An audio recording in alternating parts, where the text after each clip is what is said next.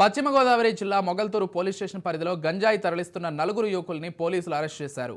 వారి నుంచి 22 కేజీల 750 గ్రాముల గంజాయి, 4 సెల్ ఫోన్లను స్వాధీనం చేసుకున్నారు. పట్టుబడిన నిందితుల్లో పెరవలి మండలానికి చెందిన జనపరెడ్డి మల్లేశ్వరరావు, జోగపల్లి శివ, చిరమిల్లి శివకృష్ణ, పాలకొల్లుకు చెందిన బూసి శివకృష్ణ ఉన్నట్లు డీఎస్పీ తెలిపారు. నలుగురు నిందితులపై ఎన్డీపీఎస్ యాక్ట్ నమోదు చేసినట్లు ఆయన తెలిపారు.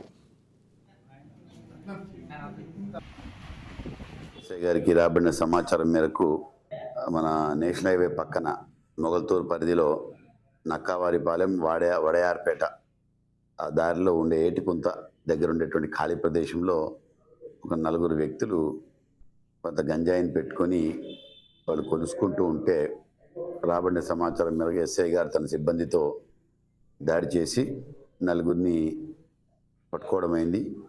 వాళ్ళని అరెస్ట్ చేసి వారి వద్ద 22 కేజీల 750 గ్రాముల గంజాయి ప్లస్ 4 సెల్ ఫోన్లను స్వాధీనపరచుకోవడమైంది.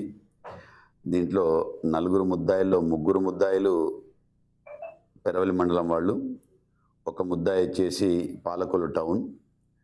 ఆ ముగ్గురు ముద్దాయిల్లో కూడా చినిమిల్లి శివకృష్ణ అనే అతని మీద ఇంతకుముందు గతంలో కూడా గంజాయి కేసు ఉంది. అదేవిధంగా SC/ST యాక్ట్ మీద ఒక కేసు ఉంది. 307లో ఒక ముద్దాయి అతను, అలాగే ఇంకొక హర్ట్ కేసులో ముద్దాయి. సో అతని మీద ఇలా 4 కేసుల్లో ఇతను ముద్దాయి.